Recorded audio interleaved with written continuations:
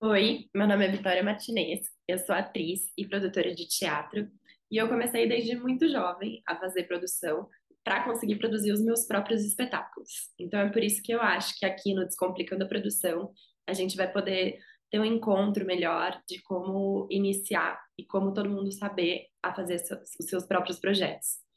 Então vamos lá.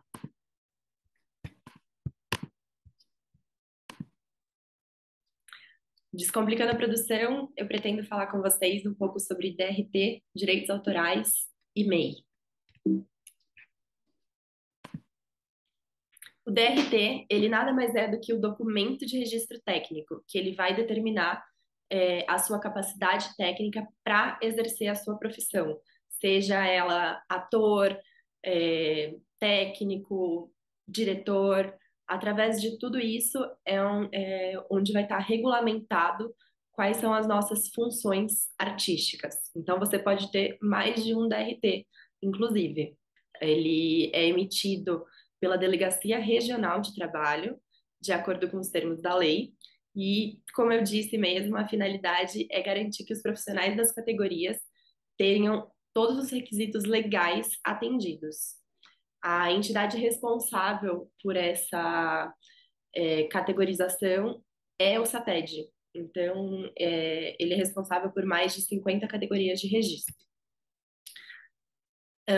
Dentro disso, o DRT ele é necessário para, ele é obrigatório para diversos trabalhos, justamente para regulamentar as novelas, os teatros, regulamentar a profissão para que não seja qualquer pessoa fazendo e sim seja visto de fato como uma profissão. Para você obter o seu registro técnico, você pode requisitá-lo através de um diploma de curso superior da área que você escolheu. Então, você vai pesquisar algum curso que te dê esse diploma, ou certificado de curso técnico. Então, por exemplo, a SP Escola de Teatro é uma escola técnica que vai te dar esses pré-requisitos, esse embasamento técnico para poder tirar o registro, ou um atestado de capacitação profissional fornecido diretamente pelo SATED. Lá é onde você vai chegar no SATED e comprovar que, de acordo com os trabalhos que você teve até então, você tem a capacidade técnica para exercer aquela profissão. Então, você pode requisitar através desses três tipos. O atestado de capacitação profissional, ele serve, como eu estava falando, para quem fez cursos que não são reconhecidos pelo MEC. Então, você vai reunir todos os materiais que estão listados aqui embaixo. Você vai reunir todo o seu material impresso de comprovação de experiência, os comprovantes de horas de workshop, de palestras, de cursos, tudo o que o SATED reconhece. Tem também uma entrevista que é necessário você acompanhar para você participar, para eles poderem determinar se você de fato tem essa capacitação ou não. Você vai passar por esse roteiro junto ao SATED e é ele quem vai poder te regulamentar como artista. Durante a pandemia, inclusive, as entregas desse material estavam sendo totalmente online, então é sempre bom entrar no site do SATED para verificar como está no processo e também de acordo com a cidade que você mora ou coisas do tipo. Como obter o seu DRT? Então, vamos considerar que você está dentro daquelas três categorias que eu falei, ou o curso superior, ou o curso técnico, ou você tem um atestado de capacitação, e diante disso você vai junto ao Ministério do Trabalho, e é ele quem vai de fato emitir a sua carteirinha, o seu registro profissional. Então, aqui tem um passo a passo. É ótimo que no vídeo você consegue pausar, mas aqui tem o passo a passo para você acessar o sistema certo, da Superintendência Regional do Trabalho, onde você vai conseguir agendar uma data e uma hora para comparecer e levar toda a sua documentação. Nisso, você tem que prestar atenção na quantidade de vias que eles pedem de cada documento, das cópias, se são autenticadas ou não, para que nada dê de problema quando você for pessoalmente entregar esse certificado. Feito tudo isso, o Ministério do Trabalho vai te atestar como registro profissional, de fato, e você depois só vai ter que chegar em casa e imprimir o seu registro. Antigamente, ele era um registro incluso diretamente na carteira de trabalho, mas atualmente ele se tornou uma carteirinha mesmo. Então, é um papel que você imprime, você vai ter um número que para sempre vai ser seu, e através desse número é o que você vai apresentar para os seus futuros trabalhos. Feito isso, você agora é de fato um artista. E vamos à segunda etapa, onde a gente tem que se preocupar com os direitos autorais. Tanto os nossos próprios direitos autorais, em relação à nossa imagem, em relação a textos que você possa vir a escrever, ou músicas que você venha a criar, tudo vai depender da sua habilidade artística mesmo, do seu trabalho. Mas, enfim, é muito importante que a gente saiba também, principalmente como produtores, quais são as coisas que a gente vai precisar para criar a nossa peça, o nosso projeto e tudo mais, respeitando todos os artistas que estão ali presentes. Então, os direitos autorais nada mais são do que uma lei que foi regulamentada, onde todo criador de uma obra intelectual tem esse direito sobre a sua criação. Seja livro, texto literário, texto científico, obras dramáticas, ilustração, adaptação. A gente, inclusive, tem falado hoje em dia de direitos autorais sobre tatuagens. É engraçado que quando você vai para o mundo audiovisual, hoje em dia tem se tornado necessário de determinadas pessoas que têm tatuagens que ficam à vista você pedir os direitos autorais daquele tatuador que fez aquela obra, porque aquela obra vai ficar gravada no audiovisual e etc. Então, a finalidade desse registro mesmo é garantir que aquele feito é seu e que ninguém possa vir depois e assinar embaixo de algo que você fez. Então, é por isso que na internet, principalmente, tem se tornado extremamente necessário as leis que a gente busca criar para regulamentar esses direitos de obras online. Bom, mas na parte dos textos, a gente tem aí a Biblioteca Nacional, que é uma das formas de conseguir regulamentar aquele texto que você criou. Então, você vai checar direitinho com a própria Biblioteca Nacional para confirmar em qual setor que se enquadra o tipo de texto que você está querendo registrar. Mas aqui tem o site para a gente poder sempre consultar. E feito isso, você deve encaminhar todo o pedido por correio ou ir presencialmente em alguma das unidades regionais do Rio de Janeiro ou de São Paulo para protocolar essa documentação. Então, você vai preparar sua obra de acordo com o que ela é, como a gente estava falando, se é um texto literário, se é um livro, o que ela vai ser, se é um texto dramático, e vai pagar uma guia, tudo é pago hoje em dia. E depois disso, com o formulário de requerimento preenchido e todos os seus documentos certos, você vai protocolar isso junto à Biblioteca Nacional e vai poder ficar muito mais tranquilo de que aquilo de fato está assinado como seu e que ninguém vai poder depois chegar e plagiar a sua obra. Você tem esse atestado para caso no futuro haja plágio, você possa exigir os seus direitos sobre aquele projeto que foi publicado posteriormente. No caso de texto e música, é o que a gente estava falando. Aqui a gente falou da Biblioteca Nacional, mas agora, e se eu sou um produtor e eu quero usar o texto de alguém? Como eu faço para poder pagar aquela pessoa? Aí você tem algumas formas, porque você pode negociar direto com a pessoa, se é alguém que você conhece, você combina um determinado valor e vai atrás disso, já tem aquele atestado, uma declaração assinada que o autor permite que você publique aquele texto em determinado livro, ou que você publique aquele texto, publique não, que você monte aquele texto para o seu espetáculo, coisas desse tipo. Mas, eu não conheço o autor, o que eu faço? Existem algumas entidades regulamentadoras que elas estão ali para cuidar desse autor. É basicamente isso. Esse autor foi lá, registrou o texto dele e depois ele pediu ajuda de uma entidade para que essa entidade busque para que essa entidade faça o meio de campo entre ele e as pessoas que querem fazer o texto dele.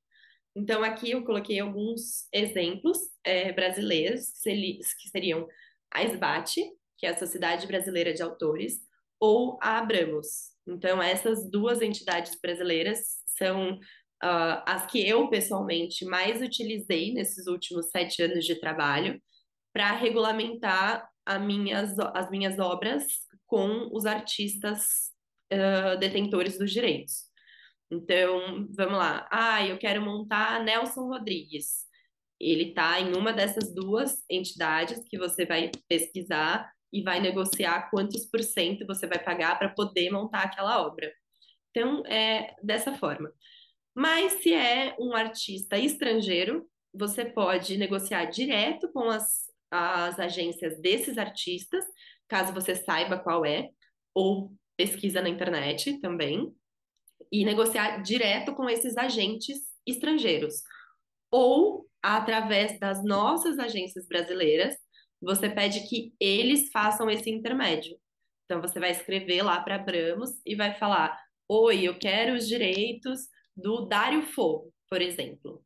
E aí a Abramos vai conversar com a agência italiana e eles vão discutir esse intermédio, cada um representando uma das partes, e no final é através dela que você vai fazer todos os pagamentos e tudo mais em moeda vigente mesmo, né? No real, sem ter que se preocupar com conversão ou com envio de moeda estrangeira.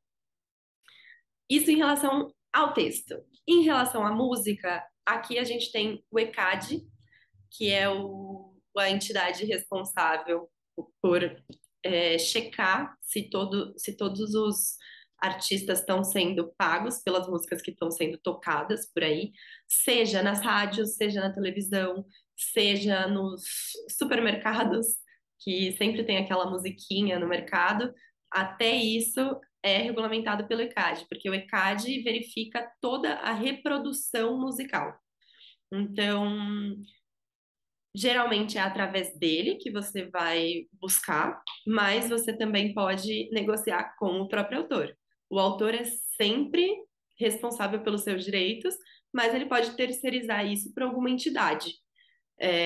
A gente tem aqui alguns nomes que eu listei de associações que são responsáveis por, assim como a SBAT e a Abramos em relação ao texto, em relação à música, os autores, cantores, uh, e todos os artistas responsáveis pela criação daquela música, porque é isso, você também não é responsável só, tipo, o responsável pela música não é só o vocalista, é todo mundo que estava envolvido para criar aquilo, inclusive o produtor musical, todas essas questões. Então, você tem que checar certinho essa regulamentação das pessoas envolvidas para a criação daquela música que você deseja usar.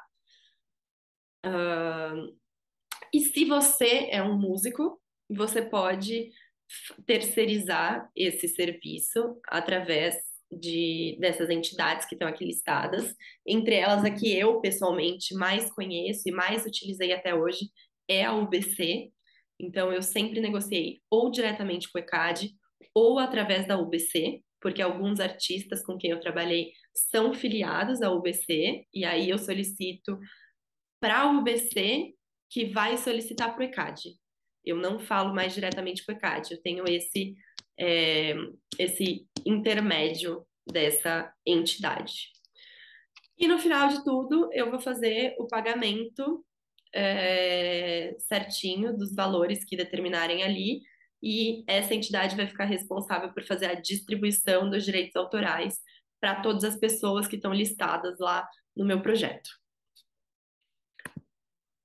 Declaração de direitos autorais de texto. Aqui eu coloquei uns exemplos para a gente ver. Então, por exemplo, o do lado esquerdo é muito usado pelo SESC, normalmente, e o do lado direito é a da SBAT mesmo, que a gente falou ali no início.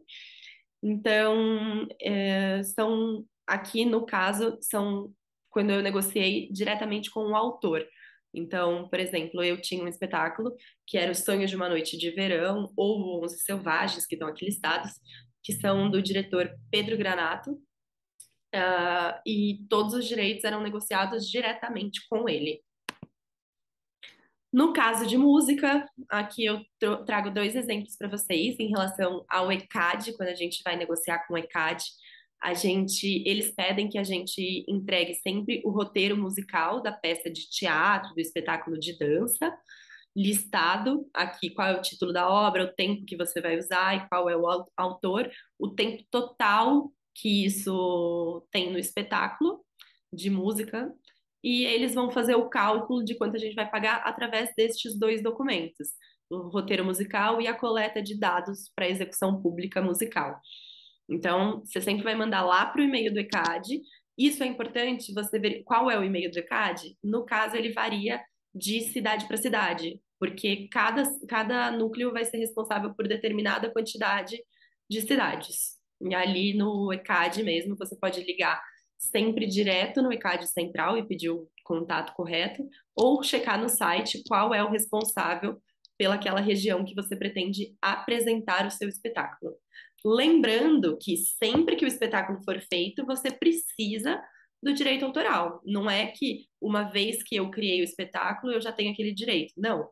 Os direitos são sobre a execução de determinada atividade. Então, você sempre vai precisar regulamentar isso a cada apresentação que você fizer. E aqui, quando a gente tem uma negociação direta com o autor pode ceder para a gente esses direitos, através de uma declaração de cessão de direito para obras de grande direito. E aqui do lado direito tem um formato usado pela Abramos. No caso, quando eu fiz esse espetáculo que está aqui listado, ela era afiliada da Abramos, assim como eu comentei com vocês que tem os afiliados da UBC. E você vai solicitar, no caso do lado esquerdo, você preenche isso, a pessoa assina e envia junto com a cópia do RG e CPF diretamente para o ECAD. E do lado direito, você vai mandar esse pedido de dispensa diretamente para a entidade responsável, que no caso é a Abramos ou a UBC. Vai ser a associação que o artista for filiado. E eles que vão ser responsáveis de negociar diretamente com o ECAD. E aqui eu trago uma autorização de imagem e som, que aí é onde a gente estava falando em que nós, atores, artistas, as pessoas que estão em cena, nesse modelo aqui é um modelo do SESC, usado em 2018, aqui no caso. Mas, enfim, a partir desse anexo é onde você vai estar determinando que você está autorizando o SESC a usar a sua imagem e o som daquela apresentação. Então, é muito comum que a gente assine, é importante que a gente sempre se certifique em relação a outras produções, quando vai para o audiovisual, o que você está assinando, como sempre. Mas é isso, é o seu trabalho e você precisa autorizar as pessoas da sua imagem lá em cena. E por fim, chegamos ao MEI. O que é o MEI? O MEI nada mais é do que o seu CNPJ. Ai, mas eu sou uma pessoa física, Vitória, eu não preciso ser um CNPJ. Sim, você precisa, normalmente. Porque isso vai te regulamentar como profissional, vai regulamentar a sua parte jurídica. Ele vai te registrar como um microempreendedor individual. É a maneira mais simples de se criar uma empresa atualmente, de você conseguir emitir as suas próprias notas fiscais, sem precisar se cooperativar. Lembrando que a cooperativa tem benefícios muito além da emissão de CNPJ. Você se cooperativar é você se tornar parte da classe, mas eu não vou entrar nesse quesito aqui agora.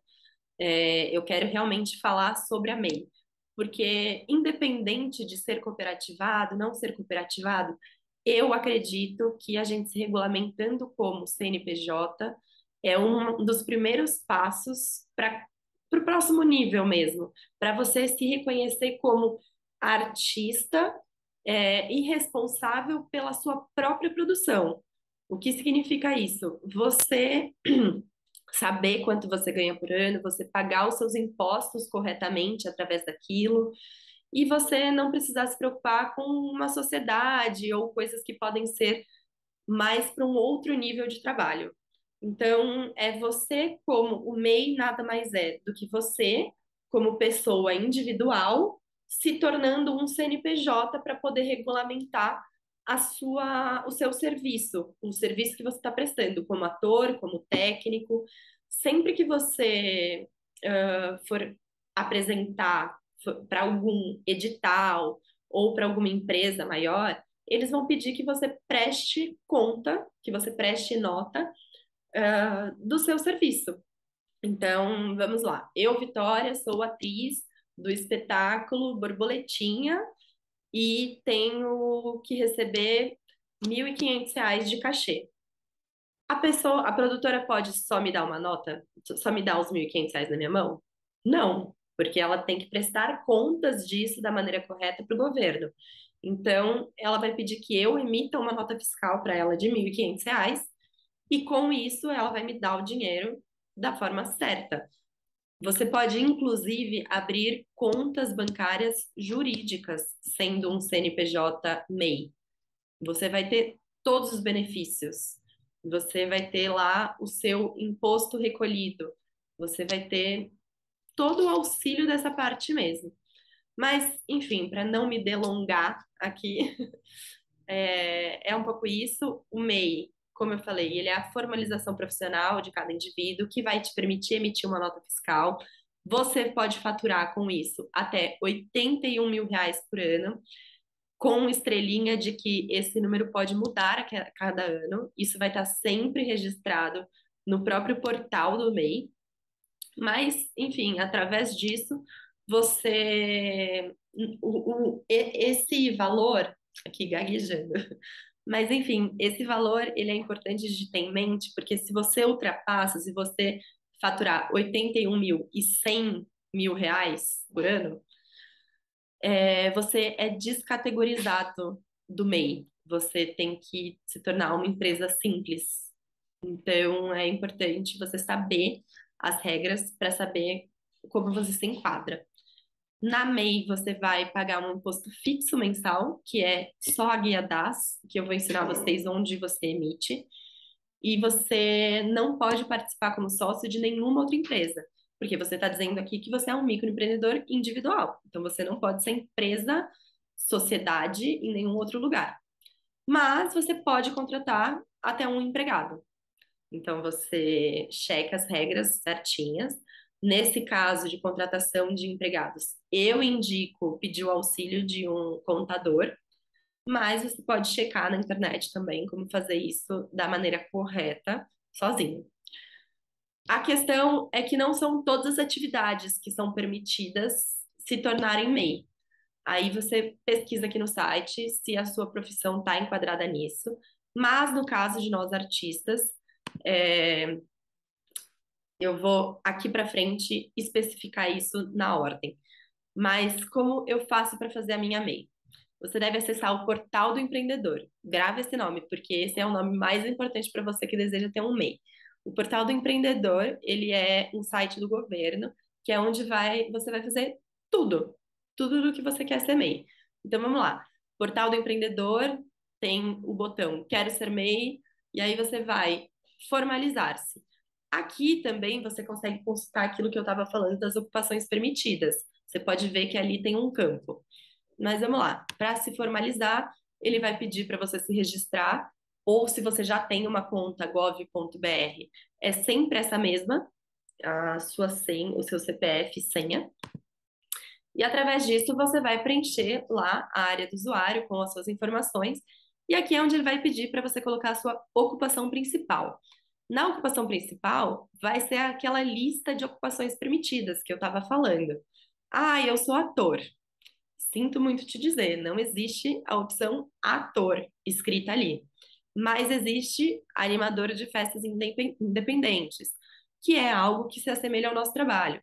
Existe também a opção instrutor de artes cênicas, que também se assemelha ao trabalho da maioria dos artistas aqui. Músico, se eu não me engano, existe na relação de ocupações principais e secundárias.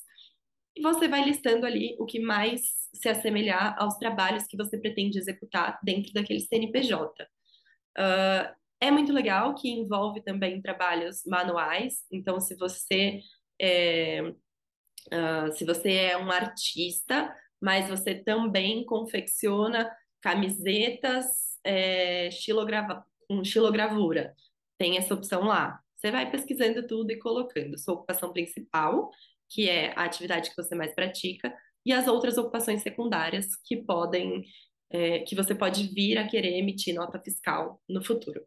Você vai seguindo essa área, vai declarar que você não tem nenhum impedimento sendo empresário com outras empresas, que você é optante pelo Simples Nacional, você vai dando check em tudo que eles listam aqui. E depois disso você vai ter a sua nota fiscal. Não, desculpa, não. Você vai ter a sua empresa. Nela você vai conseguir emitir todos os certificados certinhos que são solicitados e etc. Mas já vai conseguir emitir a nota fiscal? Não. Por quê? Porque aí você tem que fazer o cadastro para emitir a nota fiscal. Você tem que solicitar uma senha web, normalmente, no site da prefeitura, para desbloquear o acesso do site. Você pode fazer isso via web, mas também andou sendo feito durante a pandemia, é, tudo online. Antigamente ele era presencial nas subprefeituras. Aí você novamente tem que checar, em que fase cada coisa está, mas através do site da prefeitura você vai conseguir entrar e ter acesso à solicitação de senha via web ou via portal 156 e vai seguir o passo a passo. Durante a pandemia foi muito legal que eles estavam conseguindo fazer aquela foto para confirmar que você é você mesmo. Então, é assim que você vai seguir para emitir sua nota fiscal. Feito tudo isso, completado todo esse processo, agora sim você vai conseguir emitir nota fiscal. Tem muita gente que usa MEI que baixa no celular um aplicativo que chama Meu MEI, se eu não me engano. Eu, particularmente, nunca usei. Eu sempre preferi emitir as minhas notas direto pelo site da Nota do Bilhão, que é esse site que está aqui. Então, é onde você coloca o seu CPF, sua senha, o código lá que eles pedem, e você vai conseguir emitir suas notas fiscais mês a mês. Aqui, para vocês visualizarem, esse é o ambiente de dentro do site da Nota do Milhão, onde você vai lá em emissão de nota fiscal e consegue emitir, e você também consegue consultar todas as suas notas através desse site. Ai, mas como que eu pago a minha guia, meu imposto? Ótimo, Vitória, adorei, já estou sabendo fazer tudo, mas faltou aquele imposto que você falou que eu tenho que pagar todo mês. Lembra do portal do empreendedor que eu falei? Então, você volta sempre nesse site, porque esse site vai ser, assim, o seu livro de cabeceira. Você vai conseguir pagar tudo através daí, fazer as suas atualizações de MEI, caso precise, declarar o imposto de renda anual, que não está listado aqui, mas está com o campo aqui embaixo, e é extremamente importante. A gente, às vezes, vai fazendo as coisas e esquece. Pessoa física não é todo mundo que é obrigado a declarar, existe uma faixa que não precisa, mas na declaração anual de faturamento do MEI é obrigatório a declaração de todo mundo. E certifique-se de sempre estar regular com essas questões. Mas vamos lá, pagando a guia DAS. Você vai no pagamento de contribuição mensal, e aí aqui ele vai listar para você como está a sua situação regular de acordo com cada ano. Então, aqui, quando eu fiz esse print desse slide, em janeiro e fevereiro já tinha sido liquidado, ainda não tinha chegado na data de março para ficar disponível o boleto, mas é aqui onde vai ficar disponível as faturas para você pagar. E o pagamento vem nesse formato aqui. Hoje em dia, ele já está saindo com um QR Code também, se eu não me engano, por conta do Pix. Então, você vai poder pagar por Pix, código de barras, ou deixar cadastrado em débito automático. Isso você verifica a maneira que for melhor para você. Mas aqui estamos. Isso foi só um passadão um pouco de para você descomplicar a produção, não ter medo de tudo isso e a gente poder se regulamentar para que nós mesmos possamos cobrar do nosso trabalho e ser justos com o trabalho do outro também. Eu agradeço a presença de vocês. Se vocês puderem curtir aqui embaixo, eu nunca falei isso, mas é sempre a nossa primeira vez online. Obrigada, espero vocês em mais vídeos, quem sabe futuramente. Bom trabalho para todo mundo.